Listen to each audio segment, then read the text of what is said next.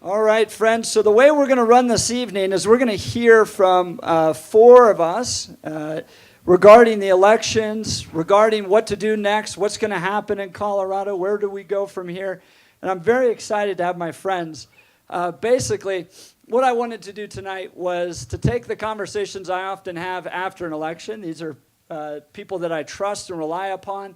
I'll oftentimes give them a call and go, what just happened? Where do we need to go from here? And I decided, let's do it publicly. Let's do this together and talk together about what's happening and figure out a roadmap forward. So tonight, we're blessed to have with us Hadley Heath Manning, Policy Director of the Independent Women's Forum. The Independent Women's Forum is an organization based in Washington, D.C. that does a lot of great policy work. And Hadley, they were founded initially as Women for Clarence Thomas, right? So it gives you a sense of their history and what they stand for. So we'll be hearing from Hadley. We'll also be hearing from Frank McNulty, who's the Speaker of the Colorado House of Representatives. He also represents Colorado Christian University and the Centennial Institute down at the Capitol. So grateful to have Frank here. Has a lot of great legislative experience. And then, of course, we have the wise and wonderful John Andrews with us. Thank you, Jeff. Hi, everybody. John, I often like to joke that John's the kind of Johnny Appleseed of conservative think tanks. He not only founded the Centennial Institute here at Colorado Christian University, he founded the Independence Institute that John Caldera runs. He founded the Chavano Institute, which was at Hillsdale College. And if you've ever read Imprimis, he was the founding editor, right, of Imprimis, which comes from Hillsdale. Also part founder of the State Policy Network and founder of the Western Conservative Summit. So you can see we've got a lot of great wisdom with John. We wouldn't be where we are today as a country without John Andrews. So grateful to have John here. What we're going to do is we're going to start with a few opening statements. Each of us will get about 5 minutes, talk a little bit about what happened, what we need to be doing moving forward, and then we're going to start to get into issues. Towards the end, we'll open it up for questions, and then we can dive in. So we want you to participate as well. It looks like we've got standing room only. We're going to get some more chairs out, which is exciting. It gives me hope. Oh, we've got 2 chairs right up here if we need, and we've got some chairs around here. So feel free to squeeze in and be a part of this. Before we begin, I also want to recognize some of the leaders here at Colorado Christian University. You know, CCU is in its 9th year of record enrollment. This school is making a big difference. It is a school committed to a Christian faith, but it's also committed to the conservative worldview. And we have a mandate to drive the conservative worldview in the public square. It makes CCU very unique. So I want to highlight some of our Board of Trustees members. We have Don Seeke right there. Don, raise your hand. One of the Board of Trustees members. And Jerry Nelson, I see you there as well. Thank you, Jerry. Any other members of the Board of Trustees here at CCU? Great. Well, we're so grateful for your leadership. This school is exploding. It's exciting. It's a great time to be here, and it's because of your leadership. So thank you very much. All right. So Democrats control the Colorado government. Democrats outperformed Republicans in voting on Tuesday. They control the governor's office, the attorney general's office. They control the Secretary of State's office and the state treasurer. Democrats have a 3-seat advantage in the Senate and a 13-seat advantage in the House. Yet, voters rejected tax increases, regulations on the energy industry, essentially siding with conservatives when it comes to ideas. So what do we do from here? Where do we go? Well, I want to share a story with you. It's one of the stories I hold close in my heart because it has to do with Bill Armstrong. If you remember, the Western Conservative Summit 2015 was began the same day as the Obergefell decision that came from the United States Supreme Court. And the Obergefell decision was the decision that legalized gay marriage. And I remember walking into the Western Conservative Summit, and you could just feel a sense of sorrow among the attendees of the Western Conservative Summit as the U.S. Supreme Court had kind of unilaterally decided to redefine marriage. Well, lo and behold, here comes Bill Armstrong. And Bill walks out onto that stage, and he says, "Fellow patriots, now is the time to mount your horses and ride into the bullets." And you could feel the energy come back into the room. And it was fun and exciting, and we had a great Western Conservative Summit. I think what's absolutely critical is that we remember that we have to fight. We have to fight them on every single action item that they're going to bring. And friends, it's going to be liberal, it's going to be aggressive, and it's going to be progressive, and they're going to start immediately. I saw just on my way in, Channel 7's reporting that they're going to bring forward the red flag bill almost immediately when they get control of the House and the Senate. That was a major, in my opinion, major violation of the Second Amendment. They're going to go after a variety of different issues, everything from religious freedom to higher taxes to higher costs on health care. These are going to be major problems that we're going to face right away, and we have to be ready to fight. Friends, just before this, I went and grabbed some dinner. Did anyone see the protesters on Alameda and Kipling? They're out there protesting the fact that President Trump fired Jeff Sessions. Now, what's amazing to me is I have a short memory, but it's not short enough to forget that they all hated Jeff Sessions, and they were calling for him never to be the Attorney General. Now they're all upset that he is being fired from being the Attorney General. But they fight. The point is that they fight on everything. They're out in 30 degrees protesting on Alameda and Kipling. They had protests all over the country today. They engage. They take this seriously. They fight, and we need to be fighting every step of the way. Secondly, we cannot rely upon the media to hold Jared Polis accountable. They won't. They didn't during the campaigns, and they're not going to when he's in office. A great point on this. Just yesterday, Jared Polis was on Channel 9 talking about what he's going to do. And he said this: there are some on both sides that have to realize that they need to separate their own individual moral beliefs from what they believe in the public sphere. Now, there is no interpretation of religious freedom in the First Amendment that agrees with that. We've never had a decision from the U.S. Supreme Court that affirmed that position, that you must leave your religious beliefs at your front door, and when you enter the public square, you can have no religious beliefs. That's just not true. And Jared Polis said that on Channel 9. And do you think he got any questions about that? Have you heard the media ask him about that? It's been over 24 hours. Nothing. We have a governor that fundamentally does not understand religious freedom, and he has no questions or pushback from the media on it. Even after the U.S. Supreme Court in a 7-2 decision, including an Obama appointee, told the Colorado Civil Rights Commission to knock it off when it comes to Jack Phillips, Jared Polis still has this mentality when it comes to religious freedom. It's wrong.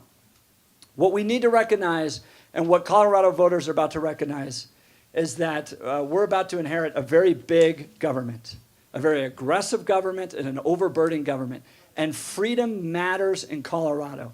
It matters to Republicans, to Democrats, and independents. We are a freedom-loving state. So we as conservatives need to talk about freedom. We need to talk about the importance of religious freedom. We need to talk about freedom from government overreach and the importance of low taxes.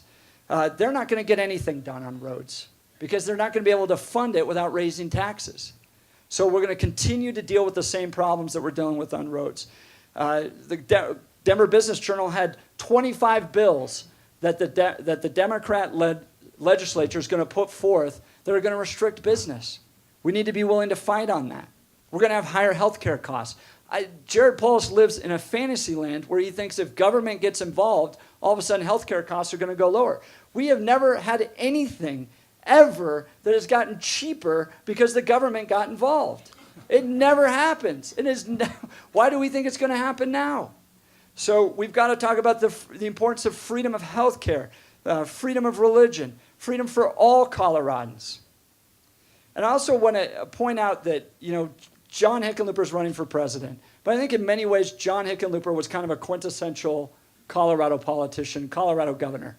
Because if I asked anybody what John Hickenlooper achieved over the last 8 years, I'd be hard-pressed to find out. There's a lot of shaking their heads in this room. It's hard to figure that out. But the truth is, Coloradans kind of like that. They don't want a government that's going to be overburdening coming up with a lot of different ideas, trying to oppress them with kind of a Bernie Sanders socialist agenda. And I think Colorado voters are going to wake up to the fact that Jared Polis is not John Hickenlooper. He's got a very different agenda, and that's going to change our lives here in Colorado. We are a freedom-loving state. Finally, I want to encourage you to join the work of the Centennial Institute. All right, we're gearing up, we're ramping up. This is when our battles are fought. It is our job to drive public policy. We are not in the campaign election business. We are a 501c3. We don't pick candidates. We don't get involved in campaigns. We drive public policy, and right now is when public policy matters. So what are we going to do? One, we're going to strengthen our lobbying efforts at the Capitol. You're going to see a more aggressive conservative voice at the state Capitol. Secondly, we're launching a video podcast series because I am so sick and tired of the media ignoring what the left is doing, painting it rosy. We need to go around them, and we need to start talking the truth about what's happening in the state. Third, we're going to be equipping grassroots activists to take action during the legislative session. The Centennial Institute has been very much an events-oriented organization. We need you to be activists. We're going to be setting up a digital platform where you can contact your state legislators and send messages to them. But we need to be active. We need to have a strong voice. Fourth, we're going to be providing new research on important progressive policies. We need to know what their impacts are. And I'm proud to announce that in the coming weeks, the Centennial Institute has been on a big research project, but we're going to announce what the social cost of marijuana has been for the state of Colorado. We're actually going to know what that cost is, and the data is not very good for the marijuana industry. And then finally, we're going to host a Western Conservative Summit in July that is dedicated to strengthening religious freedom and our First Amendment rights. So we're going to have a strong, bold voice, and this comes directly from the president of the university. We're going to plant our flag. We're going to have a strong message to the nation that religious freedom is important and that our First Amendment rights are non-negotiable. We're going to stand strong for them. So that's what we're doing. That's what my plan that I think we need to engage on to get our state heading back in the right direction. So with that, I'll turn it over to, thank you. Frank? Turn it over to Frank McNulty, Speaker of the House. Thank you, Jeff. Okay, we'll do it this way. Hi. Move it back there. Folks, I'm going to ask for a round of applause for the tip of the spear. I haven't heard it said better, Jeff. That's very well done. Thank you. Of course, we're going to need more than one spear, so hopefully some of the rest of you will agree to be tips as well as we start to move into what we have facing us for at least the next 2 years. I don't know that you can look at what happened Tuesday night and say with any sincerity that Colorado is the same state that it was 10 years ago. To say Colorado is the same state that it was 20 years ago. We have traditionally been an independent state, libertarian perhaps, in the views held by both Republicans and Democrats. I do think that that's changed. You cannot, I don't think that you can make the argument that Colorado is a purple state anymore. I think it is, based upon the progression of events over the last several election cycles, we have ticked a shade of light blue. Now that doesn't mean that Republicans can't be competitive in this state anymore. It doesn't mean that conservatives will not have a voice in the policies constructed to lead our state. It does mean that we need to recognize that this is a fundamentally different place than the one in which, for those of us who grew up here, the state that we grew up in, for those of you who came here, the state that you moved to. It is a fundamentally different place. When we elected Democratic governors, they were conservative Democratic governors. Even going back to Dick Lamb, for those of you who can remember back that far. I can't, I'm too young. No, not really. For the first time in our history, we have a liberal governor supported by a liberal state house majority, supported by a liberal state senate. majority. And that is going to present challenges across the board. The legislation that they pass cannot be undone quickly, if undone at all. I was talking with a colleague of mine. We went down to the Springs today, had some meetings down there. We were talking on the way down there. And we talked about the last time the Democrats controlled the state house, the state senate, and the governor's mansion, and what they did to attack our Second Amendment rights. And he said, well, yeah, but they paid the price for that. And I said, did they? They have the House, the Senate, and the governorship, and here we are only 4 short years removed from those recall elections that many of you will remember. I think the challenges that we have as conservatives, as independents, as libertarians, is to carry our point forward and to be active, to be activists in the best description of that word.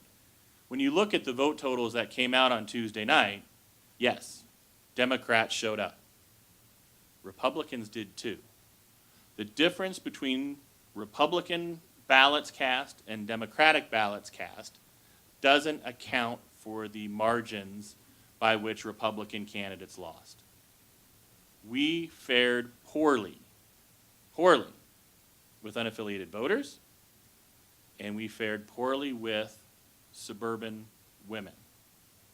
Arapahoe County was a virtual wipeout all the way down the ballot. Now, there are some who look to cast blame, party leaders, state party leadership, legislative leadership. Folks, I don't think there's any room for that. Some blame President Trump. I don't think there's any room for that. In fact, President Trump really fared better than most modern-day presidents in their first midterm election. The U.S. House, he lost seats, but it wasn't what President Obama lost in 2010. In fact, President Trump picked up seats in the U.S. Senate, nearing historic margins, as I was told here earlier tonight. That was you, right, Barbara? Yeah. Folks, there's a lot to be grateful for. There's a lot to be thankful for. I am grateful for President Trump and what he has done to nominate quality jurists to the bench. I am grateful for the Senate Majority Leader, who has done a remarkable job of moving those nominees through. And if it means that we have to suffer a few electoral losses in the process, then so be it. But we don't have to sit back and take it. And I think that's the message going forward. Our state is fundamentally different. We need to recognize that and accept it. And we need to tailor our work, our activism, to addressing this state that has changed, but one that also welcomes individualism and personal responsibility. Well, well put. I actually just listened to your last podcast, Mr. President. That's where that came from. Sorry, Heather. No problem. Hi, everyone. I'm Hadley Manning. Thank you, Jeff, for inviting me to be part of this event. Jeff mentioned the Independent Women's Forum where I work. It's a 26-year-old organization. We did start as an ad hoc group called Women for Clarence Thomas. So we were pretty busy this year when the Kavanaugh hearings were, were going on. I do think the Kavanaugh effect was real with the Senate elections. How about that? So my work is primarily based in Washington, although I do live here in Colorado. I live in Denver County. Boy, that's a lonely place. But let me tell you, I've lived in Colorado almost 5 years now, and it is such a special place, and I'm just so glad to live here. I'm like a lot of people, though. I haven't lived here that long. There's a lot of people in Colorado like me who are transplants. And I will say not only is Colorado unique politically because of the moving of people across state lines, but there's been a lot of movement in Colorado, like the rest of the country, when it comes to people's political perspectives. And I'd say my first main point is we have a lot of division in our country. We have a rural-urban divide. If you look at the county maps, not just of Colorado, but every state, you can see where the city centers are, and they're dark blue, and the rest of the country is red.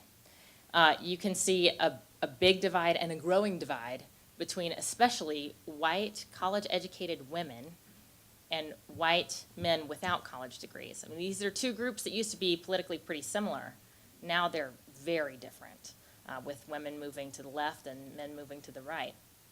So these are issues that are impacting the country politically, but they're issues here in Colorado too. And for this reason, because there's so much division based on these demographic characteristics and, you know, our life experiences, and, you know, people are so much more than the boxes we check on a census form, but it tells us a lot about people's politics today, and I think that's sad. I think we ought to, you know, I think especially as conservatives, we consider people first as individuals, people capable of independent thinking, but that's not the way the ground game has gone in this midterm election, because like a lot of midterm elections, it was kind of a turnout game.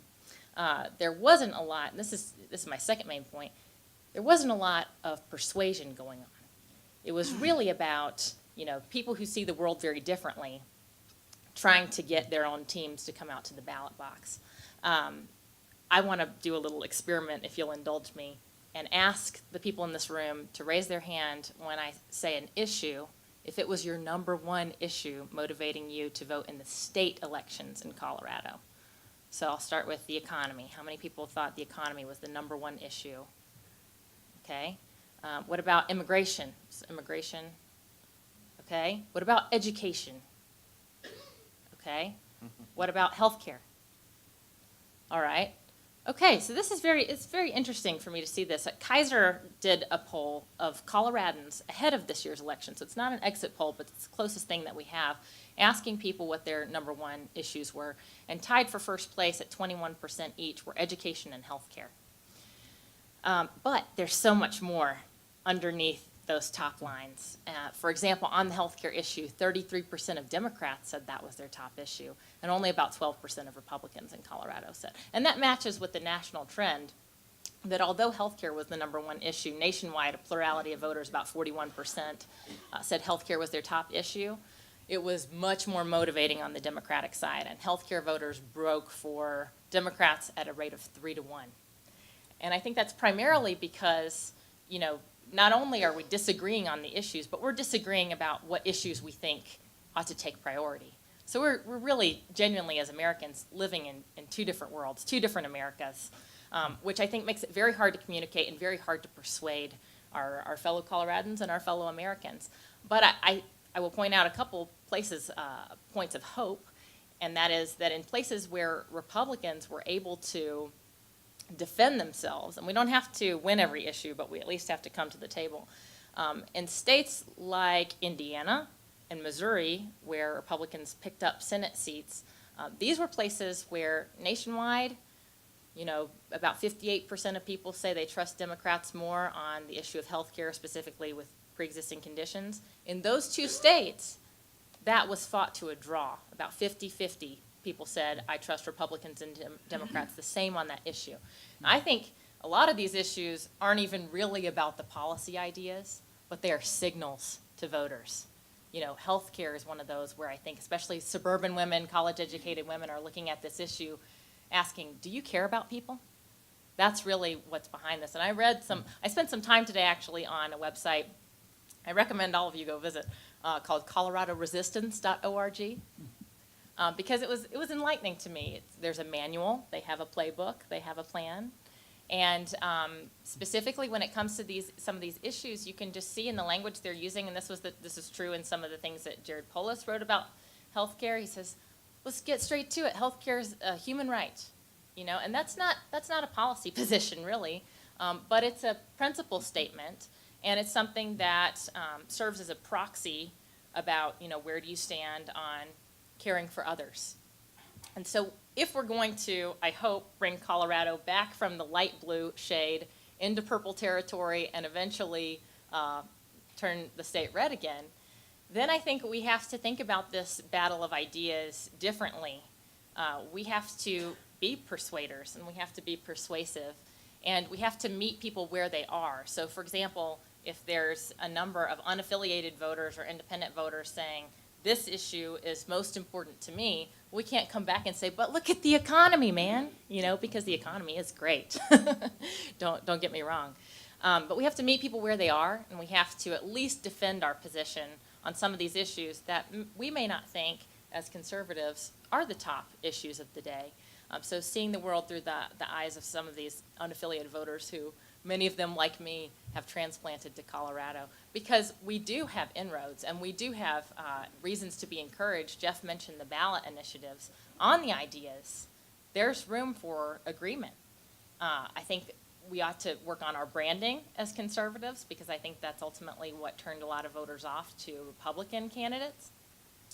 But if we can do the education, for example, explaining things like, what does it really mean for something to be a fee? That's something we're going to have to talk about over the course of the next couple years. Because Tabor may protect us in some way from tax increases, but if the legislature tries to call something a fee, or when it's really a tax, then our fellow Coloradans should know that, because they've demonstrated on this ballot this year that they don't want their taxes to be increased. And so I think if we can shoot straight with people and explain the issues, come to the table, talk about all of the policy ideas, represent our principles in a way that shows not just what we're against, but what we're for, show that we're willing to fight for people, then I think that we have a lot to be hopeful about. And if you're really down in the dumps, I go back and read The Crisis by Thomas Paine every once in a while. And that always cheers me up. Amen. Good stuff. Thank you, Hadley. No problem.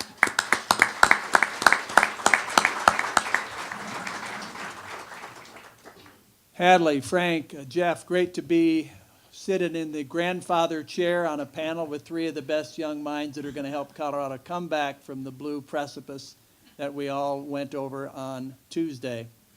And it's great to be back at my adopted alma mater, Colorado Christian University. I want you to think about this. If you want to get a quick scan of issues that will still matter in 6 months or 18 months from now, pick up a print newspaper. If you want the issues that people will have probably forgotten about a week from now, turn on your TV set. If you want to get a temporary buzz from something that will be forgotten in 3 hours, scroll over to Twitter on your phone. If you want to talk about, think about, and do something about the permanent things, as T.S. Eliot called them, the things that have mattered for thousands of years and that will matter centuries and centuries from now, there's one place and only one place you come in the state of Colorado. That's Colorado Christian University. We are gathered, and I don't exaggerate, at a campus that can legitimately be acclaimed as the Hillsdale of the West, or the Harvard of the right, or the Oxford of 21st century Christianity. That's how precious Colorado Christian University is as an institution in this community, this state, and this land. Okay, that's established. Now, I crossed something off my bucket list Tuesday night. It wasn't a happy night, but I was able to cross off my bucket list that nagging question of what in the world did it feel like to be General Custer at the Little Bighorn. Golly, it had barely turned 7 o'clock. The polls were barely closed. All this early voting that we have, voting by mail. And the numbers began to pile up, and they were ugly, and they became a cascade, an avalanche, and I had that General Custer feeling. There they were, coming over the hill, hordes and hordes of them. War bonnets, face paint, tomahawks, bows and arrows. Elizabeth Warren in the lead. But you know, when I saw her, I was about 1,024th panicked about Colorado and American politics in our time. I was not panicked for 3 simple reasons, and I don't have a single poll to cite for you. I don't have a single exit analysis to deconstruct. We can play around with some of that in the Q&A. The reasons I'm not panicked, the reasons I'm of good cheer, I have that fighting spirit that Jeff has called upon all of us to have, are 3 things about politics that have always been true and will always be true about politics, at least in a free society like ours. And here they are. Politics is not war, politics is not optional, and politics is not ultimate. When I say politics is not war, it feels like it, and we can make Custer and Bighorn jokes, but the fact of the matter is, in this free society of ours, with constitutional government, even with spontaneous restaurant mobs and some of the ugliness that constantly breaks out, the fact is, with our Constitution, the defeated side in an election as a given candidate or as a political party or as a movement of ideas, our conservative movement, is not conquered, let alone put to the firing squad, thrown in the gulag. We're at a disadvantage. The levers of power are largely held by someone else. But we have the constraints of that Constitution within which we can continue to compete. We have the beauty of this competitive two-party system. It has a safety valve for third parties. It has another safety valve here in Colorado, the initiative and referendum process, the ballot, where, as it's been pointed out, the voters showed their good sense on Tuesday to say no to taxes and no to harsh regulation that would have amounted to killing Colorado's oil and gas industry. And they turned down a number of other things that just were half-baked, to be honest. Maybe they would have been a good idea, this 74, this don't diminish my market value of my property. But the legislative process exists to do things like that. And within the safety valve of the initiative and referendum process, we have something really precious called the Taxpayers' Bill of Rights. And thank you for mentioning that, Hadley. And they're going to play games with it. They played games when Frank was serving in the House and earlier when I was serving in the Senate. But we've at least got Tabor. We've got the strongest taxpayer protection in our Constitution in any state. Politics is not war. We're not conquered. We're not thrown in the gulag. We're not deprived of our opportunity to compete. Let's get out there and compete. And in that context, we must never allow ourselves to think of our political opponents and adversaries as the enemy. We just can't do it. It's tempting to say we're going to fight fire with fire. What happens when you fight fire with fire? Everybody and everything goes up in flames. Not us. No, sir. We're not going to do it that way. As Lincoln said, a month from Civil War, and who was he addressing? He was addressing people who thought you could buy and sell human beings like cattle. He was addressing people that would tear this union apart and take up arms against the Constitution. And what did Lincoln say? We are not enemies, we are friends. We must not be enemies. That's another way in which it's important to remember politics is not war. Now, secondly, politics is not optional.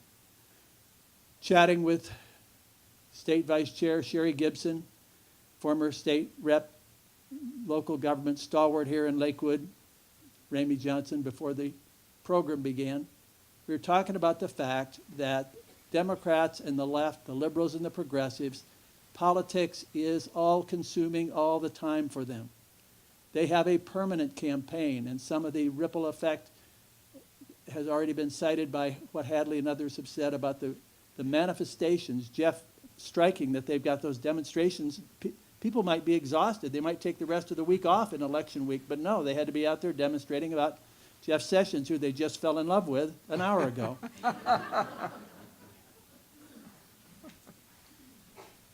Imagine if Hunt had a store that was open 24 hours a day, a gas station and a convenience store where people get essentials to keep their car going and get that snack and that caffeine and keep going. And across the street from Hunt's 24-hour a day is Andrew's 3-hour a day. Who's going to do a better business? Who's going to attract the customers? Who's going to pile up the profits? The analogy isn't bad. 24 months between elections. Presidential midterm, 24 months. Republicans treat it as a big deal for about 3 months.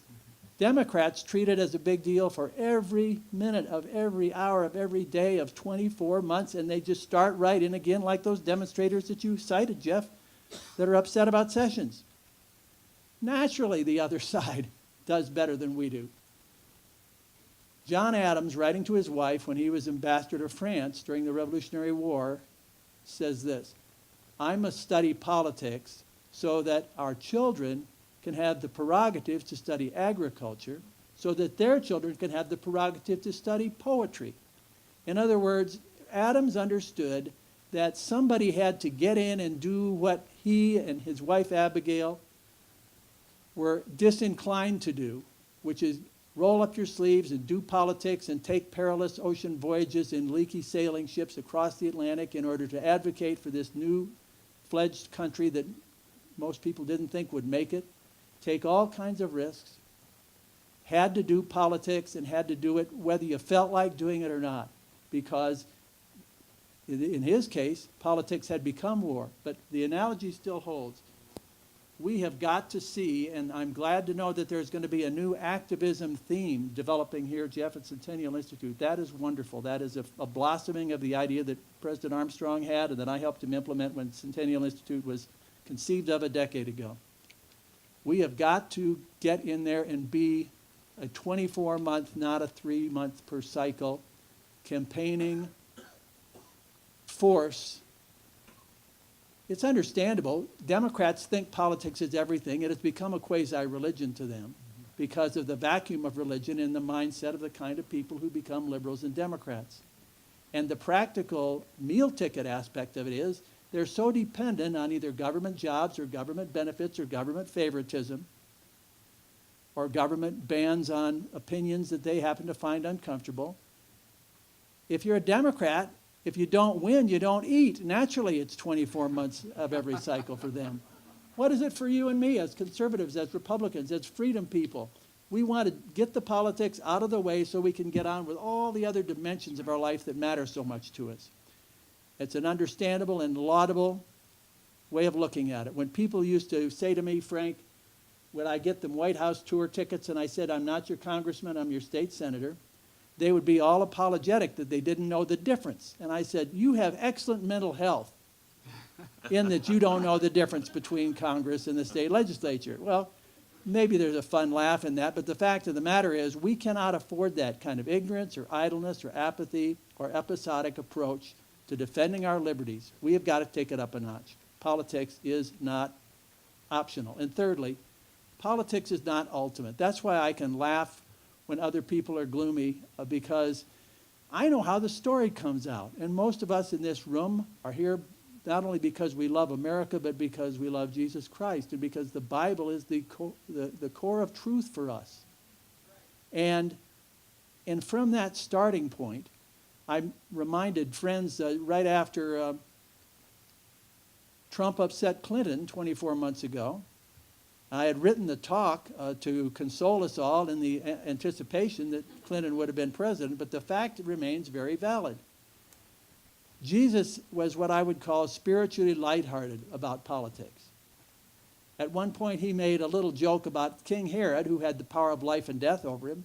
He just said, tell that fox I'll be doing what I'll be doing. And by fox, I don't think he meant something dangerous. I think he meant something troublesome that could be dealt with. That's politics. It's troublesome, but we can deal with it because it isn't ultimate. Jesus elsewhere made fun of the Pharisees who said, one minute you want me to dance because you're happy, and the next minute you want me to cry because you're sad. When I won't do either one, you're like little children. You're so mercurial. Your emotions flutter around in the wind. Is that us as followers of Christ? Do our emotions flutter around in the wind, or are they grounded in the understanding of what is ultimate? Politics is important. It's not optional. But it's not war, and it's not ultimate.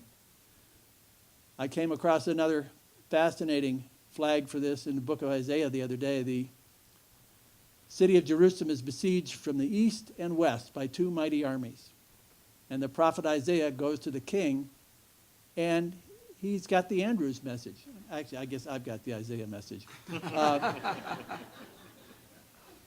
Isaiah says, and this is from Peterson's, the late great, and we will mourn and lament and miss him, the late great Eugene Peterson that went to heaven the other day.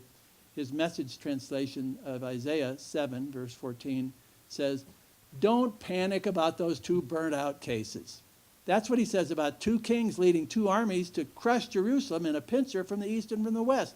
Don't panic about those two burnt out cases. There is a burnt out case named Jared Polis. He made a little money as a youngster, all power to him. Then he got excited about politics and he's bought different offices. And he's not bought them just with his money, but with a message of snake oil that won't work. And we should be encouraged that it will fail sooner rather than later. What he wants to do to Colorado healthcare won't be pretty while it's being done, but he's going to have to climb down off it just as sure as you're born. And I agree with Speaker McNulty. It won't be easy to undo some of the damage that will be done in the short term. But these people are going to overreach. They're going to fail by overreaching. They overreached. That's why we recalled 3 senators after the gun rights debacle of 2013 and 2014, Frank. Politics is not war, and they're not our enemy. Politics is not optional, and we better not run a 3-hour-a-day shop across the street from their 24-hour-a-day shop. And politics is not ultimate because who's still on the throne? King Jesus. Let's get down to the issues. Fun to be with you tonight. Thank you.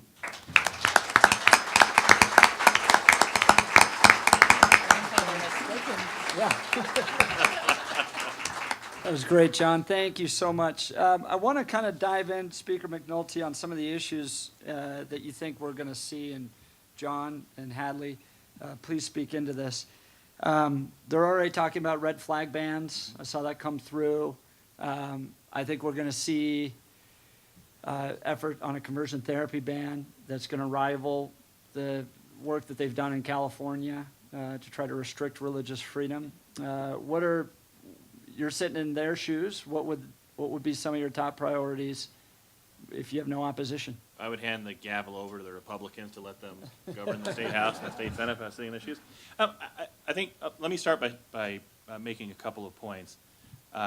The Senate Democrats elected Leroy Garcia as their nominee to be Senate President.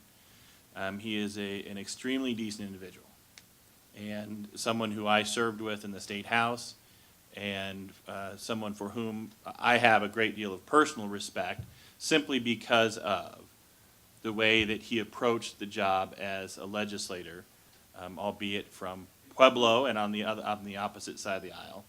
And so I think there's an opportunity to have conversations with the incoming Senate President on some of these important issues.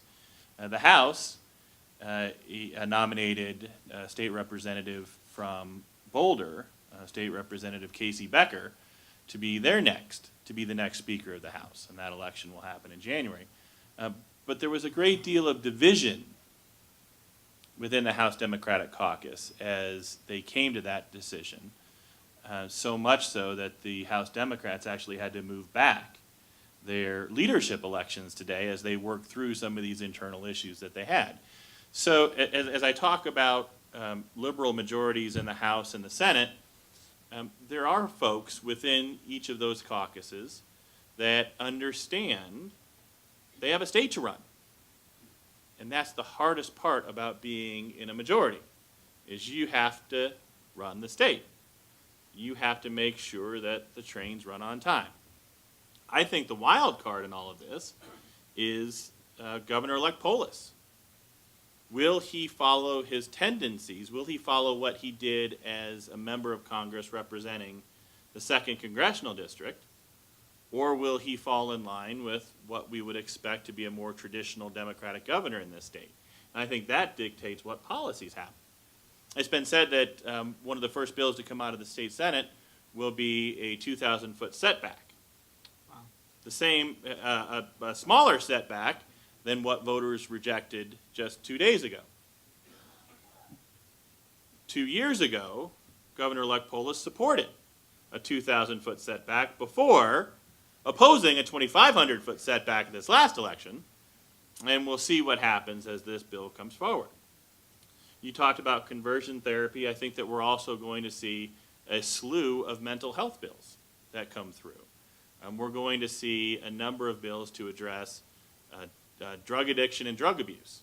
These are all issues on which we can be a part of the discussion and to be a constructive part of the discussion.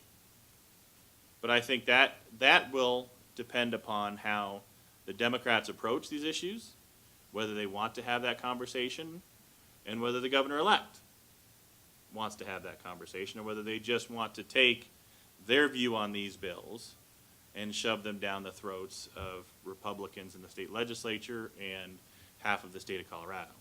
Those are the challenges that we face as we enter into the 2019 legislative session. John, you were the president of the Senate. What do you see as some of their priorities coming through? You know, you say that the Democrats aren't our enemies. We always had a saying in the House that the Democrats in the House were the opposition, the Senate was the enemies. So I don't want you to take that personally, but I want you to remember that. Welcome to the Cave of the Winds, young man. I now have a 30-minute presentation to answer Jeff Hunt's question. Jeff, the overreach that I cited, I think, is a very real possibility. I don't think this is lost on the Democrats. There is that elation which we saw bursting out with the ill-advised overheard conversation of Representative Nadler at the federal level about impeaching Trump the minute the gavel bangs in January, or impeaching Kavanaugh first, I guess. But that mentality, that intoxication of power, will be prevailing day by day as we approach the January gavel for the General Assembly down at the Capitol. But there are also going to be calmer heads. I agree about the man that will take the position that I held years ago of Senate President. Frank Garcia is a reasonable, thoughtful guy, and if I have to do business with the Democrat, give me a Pueblo Democrat every time. Pueblo Democrats are the kind of people who pulled the lever for Donald Trump in 2016, by the way. I think that the challenge is upon us, but also the opportunity is upon us to bring data to bear that doesn't have a Republican or a conservative label on it, but just data that cause legislators to stop and think, whatever party label they happen to wear, however green and new they happen to be, however dependent they are, therefore, upon lobbyists. I need to say, from the standpoint of having served down there, we, McNulty, Andrews, some of the others of us, we were, each of us, one of 100 people that were helping make laws for 5 million Coloradans. And the burden bears upon you, regardless of your ideology, your beliefs, your party label, your religion or lack of it. And people are persuadable. I agree with you, and it's a good point. No persuasive efforts were being made during this campaign, but the essence of the legislative process was 700 bills to be sorted out in a 120-day session that just relentlessly pounds forward. The essence is persuasion and being thoughtful and casting the safe vote as a no vote. By the way, that's what our citizen legislators who cast their ballots this week did. They voted no on things that they just couldn't feel too good about. And that instinct is present with Democrats equally as it is with Republicans, with the veterans equally as it is with the rookies and the newcomers, the freshmen. And that is our opportunity. That's why we need the kind of data that you're going to be compiling about the social cost of marijuana, Jeff. That's wonderful. That's why CCU established a think tank in the first place. Our friend John Caldera of Independence Institute wasn't able to be here tonight. That's what Independence Institute excels at. I'm glad that there's organizations and idea development and data development to back up those ideas, headed by people like two guys in the back of the room, my friend Alan Fuller, my friend Michael Fields. Colorado, conservative, freedom, limited government, constitutional advocates are not lacking for these intellectual resources that are going to make it possible for us to have some surprising stalemates on bills that might have otherwise flown through a committee or flown through the floor. The best we can do is to stop things for the most part, but we do have a very real chance to slow them down, get the negative effects mitigated in some cases, give them the two most wonderful letters that can go upon any bad bill in the legislature, P.I., postponed indefinitely. The only thing I'll add is that, I think there's a couple of issues that we don't talk about very frequently as conservatives that may come to, the top of mind for state legislators now that Democrats have full control. And one of those things that Jared Polis has mentioned a couple of times is doing some kind of paid family leave legislation, which, speaking as someone from a women's organization, we need to be prepared as conservatives to talk about why expanding entitlement basically state-funded maternity or paternity leave is actually not what's best for Coloradan families, for working moms. I know this is something that, Democrats at the federal level want to do, but part of their strategy is to get, sort of to a tipping point where so many states have so many different rules, whether it's mandates on employers or various types of entitlement programs, so that they can essentially flip big business in favor of more government in certain regulatory areas, so that they can go to Congress and say, it's just too complicated for us to deal with this patchwork of different state laws, so let's do a federal thing. And there's also, on the healthcare issue, I'll say we're sort of working with the reverse problem where the federal government has already taken over healthcare. And Republicans fought very fiercely in Congress in 2017 to try to put a repeal and replace bill through the American Health Care Act, actually passed the House, only failed in the Senate by 1 vote. And, it's just depressing that Republicans have expanded their Senate majority now, that it wouldn't depend on Susan Collins to vote for a Obamacare repeal just in time to lose the House. So one of the primary goals of Republicans on Capitol Hill when it comes to health care, because it is so hard to find consensus on this issue, and because we're dealing with certain states, even states that have Republican leadership, and I'll point out that our next door neighbors, Utah, voted in a ballot initiative to expand their Medicaid program. We expanded our Medicaid program in Colorado long ago, but when you're dealing with states that have made different choices about federal money and about some complicated health insurance regulatory issues, the best thing Republicans think that they could get done on health care reform, even now, I think with Democrats owning essentially the House, this may be off the table, but their last best hope was to block grant a lot of the money in the Affordable Care Act or Obamacare and send it back to states and say, within these parameters, you can be in charge of your own health care policy, which from a federalist perspective is an improvement over the Affordable Care Act. But Linda Gorman, God bless her, she works with Independence Institute and handles the healthcare policy there, would always say in some of these discussions with staffers on Capitol Hill, you've got to include some parameters that prevent blue states from using this as seed money for a single payer system in their state, because we love state innovation, and part of the founders' design is that state governments are closer to the people and can serve the people better. But we don't want state governments to go stomping on individual liberty. The reason we have divided government ultimately is not so that states can have power, but so that individuals can have power and freedom in their own lives. So when it comes to, the healthcare issue, that's one that's sort of divided between federal and state control right now, although I'd say the federal government has made it so difficult for states to do anything different than what the Affordable Care Act says. I would be concerned that with Jared Polis's ideas on health care, that's an issue where we need to learn again to better defend our perspective. And I think 2 things on that, Hadley. So Hadley's an expert on healthcare policy. That's one of her areas of expertise at Independent Women's Forum. Help us understand what Jared Polis is about to do on healthcare, and help us as conservatives to have a good response that appeals to moderates and independents, as opposed to, so I sit on the board of the Colorado Women's Alliance, and when we polled independent women this last year, one of their main issues was healthcare. This is one of their top 3 issues. And rather than, and we're in a situation where the costs are going up, but rather than just saying, stop Jared Polis, we need to provide an alternative. So help us understand what Jared's about to do, Right. and then what do you think conservatives need to respond on? Well, we've healthcare? got, I'm sorry again for all the war analogies, but we do have to fight this battle on 2 fronts. And for one thing, we have to have a defensive position against ideas like single payer. And I was reading one of Jared Polis's op-eds about healthcare earlier today, and I just think single payer option is an oxymoron. People need to understand that. Single payer option is an oxymoron. If there's a single payer, there's no options, right?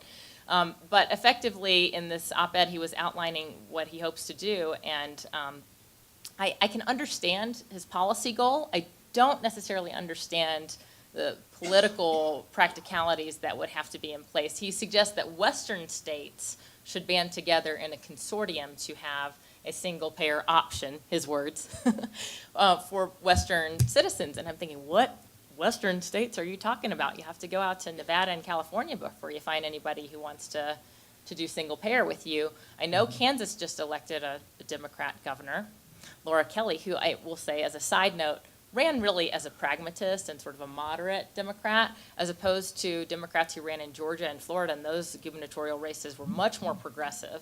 And I think Democrats right now are sitting back looking at this midterm election saying, we need to at least run as moderates. You know, and I think that's another thing that Jared Polis tried to do. I was watching some local news the week before the election, and there were two talking heads, and the Democrat talking head said, well, he's just a libertarian. And as someone who studies healthcare policy, I'm like, yeah, right. No libertarian would support a single-payer healthcare system. So back to the two-front war. We have to defend against bad ideas like single-payer, because this is something that's not just an issue in Colorado. This is an issue for our nation. It has been an issue for our nation. We have conservatives, have successfully held off single-payer for decades. I mean, this has been the dream of the left for years and years and years, and we've been moving in that direction. The Affordable Care Act was a big step in that direction. But the other front is that we have to explain why the Affordable Care Act also is not the solution. Democrats are divided. I said they were motivated healthcare voters, but even within the Democratic Party, those are the people who say we need big changes to the healthcare system, which I find remarkable, because I would think conservatives would say we certainly need changes to healthcare policy, but the Democrats think so too. So there's really three types of people. There's people who don't like the Affordable Care Act. There's people who don't like it for a different reason. They want single payer. And then there's people who are trying to figure out ways to make it work, and that's a tough job. But I would say our job as conservatives is to describe why single payer isn't the best solution, and also the Affordable Care Act. And so this gets down to the key issue in the Affordable Care Act, at least from a political perspective, is the issue of pre-existing conditions.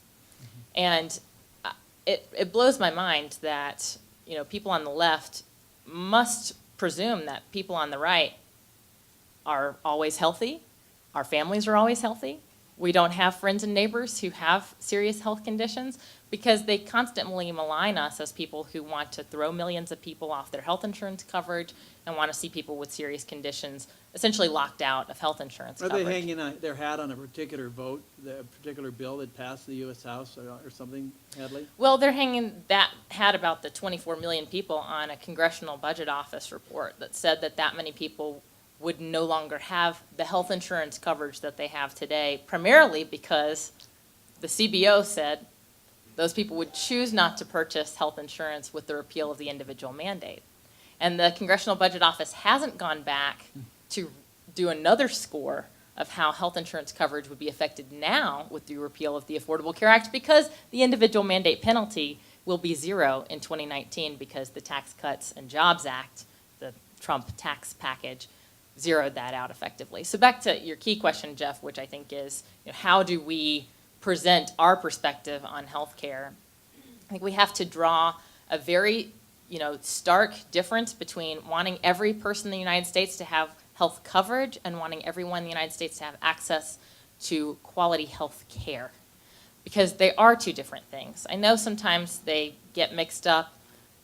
President Obama was an excellent messenger, and he would never say that they were increasing the number of people with health insurance or health coverage. He always said increasing the number of people with health care. And we do it all the time. I say, we get our health care through my husband's job, and we don't. We get our health insurance through his job. But when they say we want people with pre-existing conditions to be accepted for insurance, regardless of their health history or even their coverage history, what they're essentially saying is we don't want health insurance to be insurance anymore. Because insurance in any other context is a backstop against unexpected costs. And if you have a serious health condition, those costs are not unexpected. Now, this isn't to say I don't want you to have health care, or I don't want you to have health coverage even. It just means that we're using insurance under the Affordable Care Act to effectively socialize the cost of health care for everyone. So they're already halfway there. They're already halfway to socialize medicine. It's just unfortunate politically, because it makes it harder for us to argue against a system where there are still private health insurance companies in place. And most of our healthcare providers are privately owned hospitals, nonprofit hospitals, but they're not state-run hospitals. They're not state-run insurance companies. And so we have to make the case that there's a better solution for people who are chronically ill and who don't have access to health insurance coverage. And importantly, chronic conditions are not the same as pre-existing conditions. If you're in Medicare and you have a chronic condition, then this pre-existing thing doesn't apply to you at all. Because Medicare has never discriminated, charged higher premiums, or denied coverage to anyone because of a health condition. And even if you have employer-based coverage, that's also been the case. There were exclusions, but they never said you can't have a health plan. They never said you have to pay higher premiums due to a health condition. This affects a small number of people who are without health insurance coverage and who have very costly conditions. And so I believe the best solution would be for those people to, each and every state, to create focused aid for those people. And we used to call this a high-risk pool. Now, there may be a better way to describe it, but ultimately, it's better for those people, it's better for the sick and the poor to focus aid on them. What Medicare for All or Medicaid for All does is takes programs that were designed for specific populations, the elderly, the very sick, the poor, and opens them up to everyone. So what's ultimately going to happen to those vulnerable populations when we open them up? We're just taking the resources that were intended for those populations and spreading them very thin. And so after you think about it that way, you can see which side is really concerned about the indigent poor and people in our society who are truly vulnerable versus scoring political points. Right. We've got about 20 minutes, so we're going to start questions now. I want to make sure we get a chance to talk. No, that's great, Hadley. Wait for the microphone because we've got people on the web that are watching and they can't hear your question. Well, let's do this gentleman here in the middle. Rick, go ahead and stand up. There we go. We'll start there. We do have people who are ready to wrestle the microphone away from you, so if you try to go all Acosta on us, there's going to be consequences. It's not necessary. I don't work for CNN. So. Senator Andrews, I appreciate what you're saying, and it's very encouraging.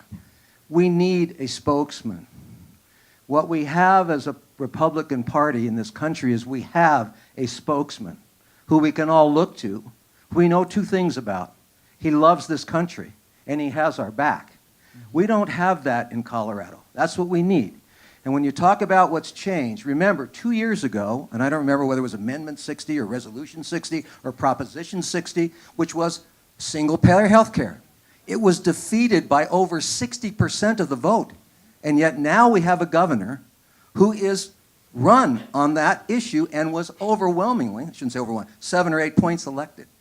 Yeah. So we need a spokesman. And I suppose it could be the Centennial Institute, but that's my concern with what's happening in our party, is we don't have that person. Help us. What shall we do? Where can we go? Who can we look to that we can say, okay, you speak for the conservative message. Does our party even have a conservative message? And if so, what is our conservative message? Jared Polis started this campaign 2 years ago by putting an infrastructure in place in every county in the state. He had $25 million, God bless him. Interestingly, he earned it in the capitalistic system, which now he hates, but it's a whole different, that's a different issue.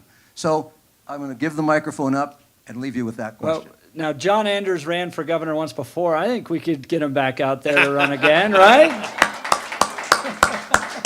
Oh, Jeff, I can't. I have a chronic condition.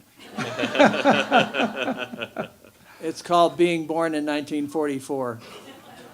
Thank you. You're very kind.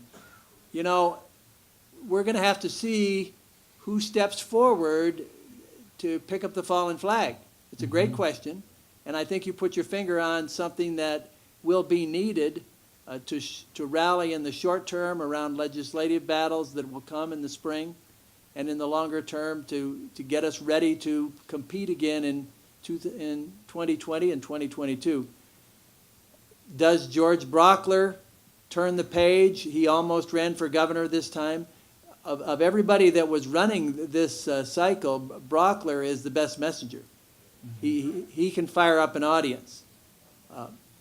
And maybe to give you another name, and I don't think it's going to go this way, but conceivably Mike Coffman wishes he had run for governor instead of running yet again in a district that they'd stacked against him to defeat him, and they finally defeated him on the fourth try.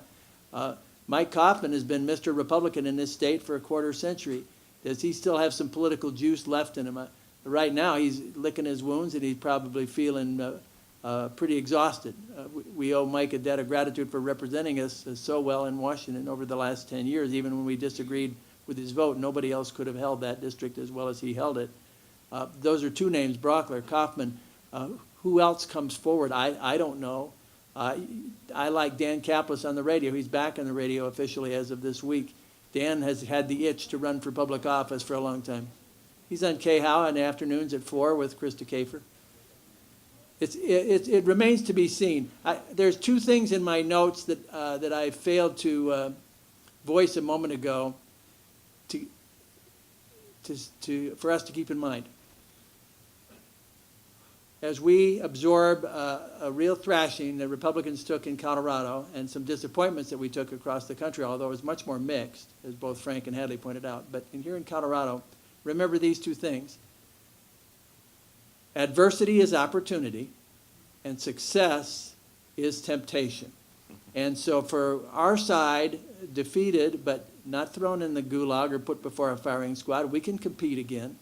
And we have the opportunity of our adversity, of being driven into the wilderness and see what voices come forward to begin to lead us and rally us and develop the themes and get it down to the kind of basic, visceral connect with lots and lots of people who never thought of themselves before in our camp, such as President Trump has done so masterfully for whatever are his shortcomings. So adversity is our opportunity. And meanwhile, for the other guys, as I've said several times, success is their temptation. You just watch. It's going to turn. The details remain to be seen. Great. Next question. We'll go back over here. Mr. Brandon Yates, CCU Thank you very much. student. It is. Thank you very much. My name is Brandon Yates. I'm a senior at CCU, and my question goes to the issue of persuasion. So I think you're very insightful to point out that when it came to candidates, Colorado broke very hard blue, but when it came to the ballot propositions, they broke very hard red. I was very grateful in particular to see 112 go down in flames. So how do we orient voters, especially millennial voters, my peers, to focus on issues and ideas as opposed to candidates and personality? Thank you. Go ahead.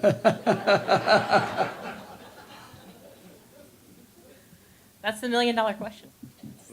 I think this year is a $5 billion question. I think our congressional elections were the most expensive in history. Oh, man. We've got some issues with young voters and with female voters, with unmarried voters. And part of the problem is that the focus has been on personality. And while many people in this room may be very much enthused about our current president, he's unique, and he's a unique political variable. For Republicans to try to assemble a coalition that is not the Trump coalition during a year like this one, only 2 years after the president has won, and mind you, Colorado even, before President Trump clinched the nomination. I mean, I was there. I caucused at my neighborhood level and my district level, and I went to Colorado Springs for the state caucus. Were other people there? Mm-hmm. Okay, there was not a lot of pro-Trump support. There were a few people, but the overwhelming sentiment among Republicans in Colorado in 2016, before he was the nominee, was pretty negative on Donald Trump. And this is a challenge, not just here in Colorado, but nationwide, with younger voters, with voters of color, and with female voters. And I think we just have to focus on not just explaining the principles of our ideas, but for the skeptic, we have to focus on the results of our ideas. And that's easy to do with the economy. It's harder to do in other areas where Republicans haven't had the opportunity to implement the policies that we want to do.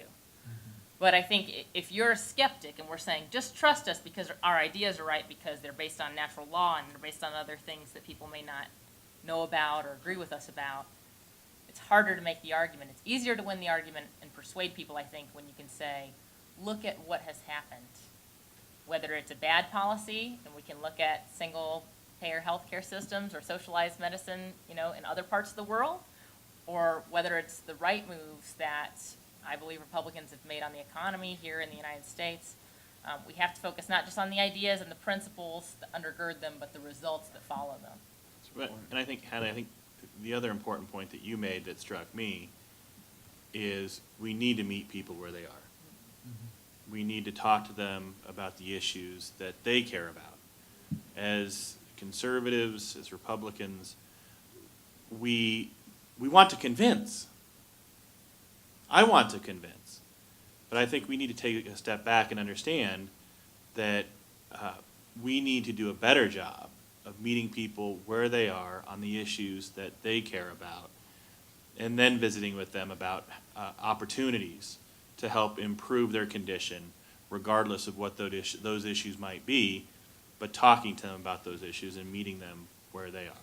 I'm going to make one more comment. I hope this doesn't get me in trouble with this audience, because I have the same worldview and agree with everybody on this panel. Everybody should be judged by the content of their character, nothing else. But when I received the mailer explaining who I should vote for the Republican slate in Colorado, it was all white men. And I don't think that that should be the most important thing. I don't even think it should be the thing. But the left has been pretty successful convincing people that identity politics is the thing, and that their brand is inclusivity. And if you look at the results from this election, who's headed to Washington, who's headed to represent people, especially people with D's after their name, it's a pretty diverse crowd. And we do have a lot of diversity in conservative circles, not necessarily running for office, but maybe that's an area of adversity that we can turn into opportunity and recruit more candidates who look like the rest of America, because we have them. We have a lot of conservatives who look like the rest of America. We have a lot of diversity on our side when it comes to not just ideas, but all those other demographic characteristics. But getting those people to be our spokespeople and our representatives, I think, will be a challenge, but an important thing for us to try to do.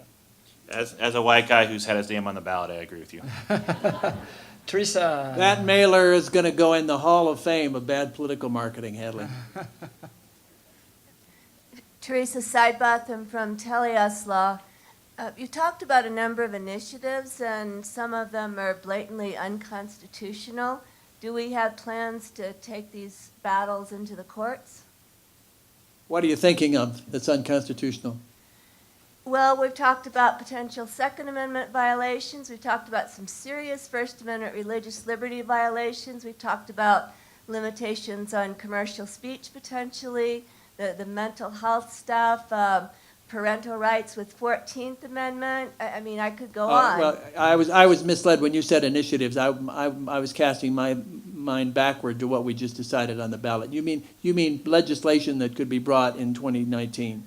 Yeah. Right, as you're talking about the initiatives that will be brought, do we identify them? Our friends at Independence Institute have a law center that is gearing up to litigate issues like that. It's not as well resourced as it needs to be, but it's the beginning. Around for a long, long time and doing heroic work, mostly on land use, environmental, and energy issues, based here locally, a couple miles from here, Mountain States Legal Foundation. Religious liberty issues, CCU has had to think about defending its own identity for several years now, and is very well wired in with Alliance Defending Freedom out of Phoenix and with the Beckett Fund out of Washington, D.C. So the opportunity exists to litigate some of these things. You can't litigate what hasn't been legislated. They talk about ripeness, of course, and so the time has got to come, but when the time comes, we're not empty-handed. Jeff, you could probably elaborate on that.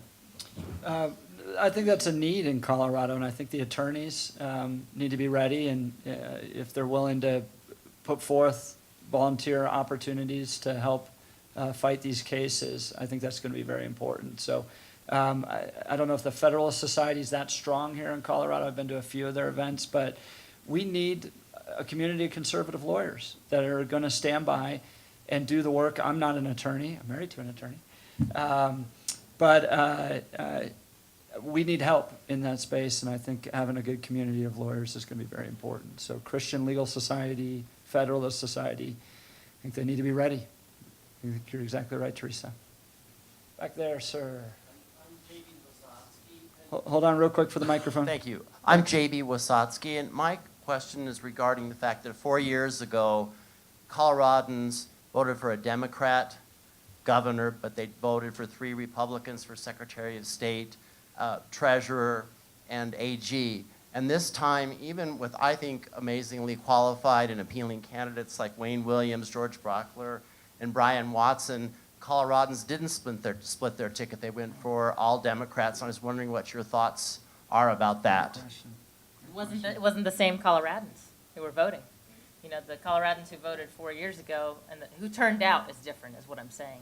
And the Democrat wave, I mean, this is a typical thing for the president's party to lose seats in a midterm, but these folks were really fired up. The folks on the left were really fired up, and they captured a lot of, as you mentioned, Frank, unaffiliated votes in Colorado as well. So I would just say that, you know, maybe the voters who voted 4 years ago thought the same thing and agreed with you about the candidates, but there were other people voting this time too, and that's what I think made the difference. That's my analysis. So you think it's who turned out to vote this time versus 4 years ago? I would be interested, and I haven't seen any analysis on this yet, I'd be interested to know how much of a turnout driver the Y and Z fair maps proposals were. I favored them, and I think we're going to be very glad when we face an all-Democrat state government in 2021 that we have Y and Z with a fairly random and blind approach to drawing maps that are going to give our side, Republicans, a much better chance. But it's quite possible that the unaffiliated voter turnout spiking in Colorado this year was in part due to the heavy promotion of Y and Z and the new feature whereby unaffiliateds have got 1/3 of the seats on each of these two 12-member commissions, 4R, 4D, and 4U. There's a guy named Kent Thiry who is president of the DaVita kidney dialysis healthcare giant. He wants to be governor. He almost ran this cycle. Frank, don't you think he has his eye on it in the future? If not governor, some job. Yeah, Now, the governor's job is occupied for 4, arguably 8 years. Hope not 8. But Thiry is Mr. Unaffiliated Empowerment in Colorado. It was by his initiative and dollars and organizational drive that the opening up of the primaries was passed with 108 and 109 2 years ago. That I think is not a good idea, but it's a coming thing of the future. There is a new virtual, unorganized, unled political party in Colorado called the U's. In my county of Arapahoe, they're by far the biggest power. It might be true in Jeffco and elsewhere across the state. And they're coming, and this guy, Kent Thiry, is someone to keep your eye on. Yeah. All right. Barb.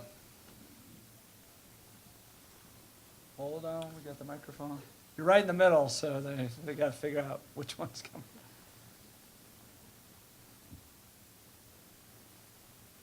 Thank you. I'm Barb Monarch with Colorado Family Action, and my question is, have you looked yet at how much the Republicans were outspent and where the Democrat money came from? Because we are not a self-enclosed state. We are being influenced by progressives all over the nation, and we are the testing ground to launch this so in other true. states. I think that's something to be seen here soon. I talked to Walker Stapleton this morning about being outspent. I mean, and it could be anywhere from 6 to 1 to 8 to 1 on what the Democrats outspent Republicans on. So that'll be analysis to come soon. But I think it's important to watch that. You know, we've all a lot of us are familiar with the blueprint, which is this idea that you know, some handful of people with a lot of money can shape the state. I think we're continuing to see that, and we need to be wary of what type of influences they're trying to bring, special interests that they're trying to bring here. Back there in the back, we'll do the last question.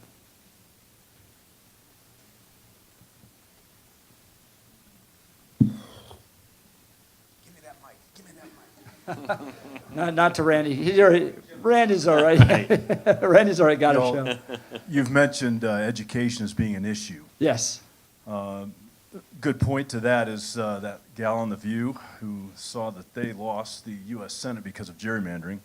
But education is a big issue, and particularly in the next generation behind us. And I wonder tonight, real quick, are there any pastors in the room? Anybody pastors at church? Thank you. My work is to communicate with the pastors who speak to more people on any given weekend than anybody else in the country. And so I guess I want help in putting that in people's mind as to how they can talk to their pastor and work to get education into the church, to talk about worldview, biblical worldview, because in the church we're woeful in that area, and really bring civics in one way or another to the church. And then we begin to have a conversation with pastors, because in the congregations are righteous men and women who we need running for office, right? Yep. And then, if Polis raised up organizations or offices in every county, 64 counties in Colorado, I think there's more communities peppered throughout these counties than anything else, and we can work through the churches to make those communities righteous one by one, networking across the state and changing the landscape here. I want to push that out. That's the work I do at the Family Research Council, is work with pastors in this Watchmen on the Wall initiative. And just put that in your minds out there. How can we get to the pastors, bring the pastors around tables in counties across the state and begin this process of education? And you're exactly right. I think there's a real problem with pastoral engagement on the civic issues that we're facing. I'll give you a great example. Pastors every Sunday are telling their congregation, you need to live your faith 24 hours a day, 7 days a week, no matter where you are, you need to practice your faith. This is not something that just happens on Sunday. So Jack Phillips runs a business, and he practices that. And Jack Phillips is drugged before the state of Colorado. He loses 40% of his business. He engages in a 6-year legal battle that culminates with a 7-2 victory at the U.S. Supreme Court, and there were almost no pastors standing by his side.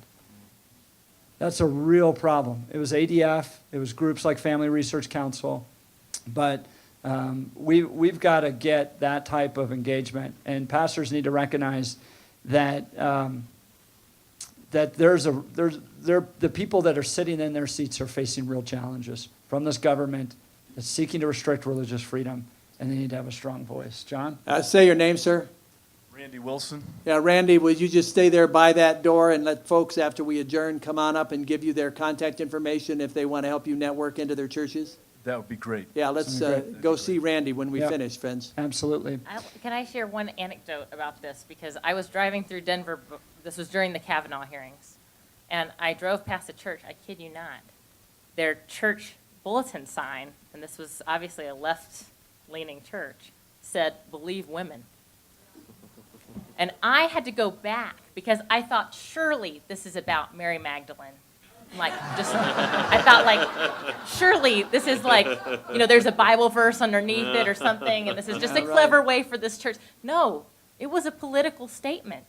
And I was so disheartened and I think a lot of people are turned off by the idea of having politics in our churches. But I think that there's a way to do it right, and I appreciate your work, Randy. But I just wanted to share that because I thought it blew my mind that the churches on the left don't seem hesitant at all to tell people what political views to espouse. You know, Adam believed Eve, and it's all been downhill from there, Hadley.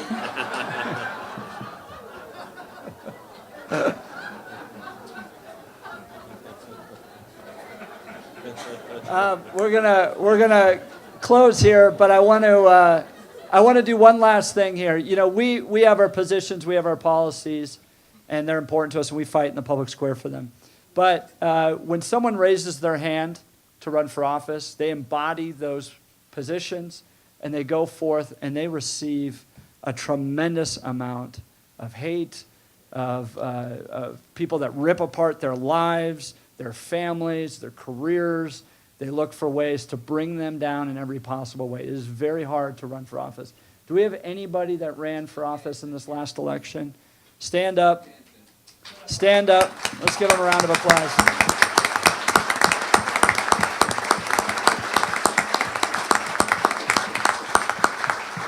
We need more people like you. So thank you for fighting for the values that we care so deeply about and putting yourself out there for that. That is not easy.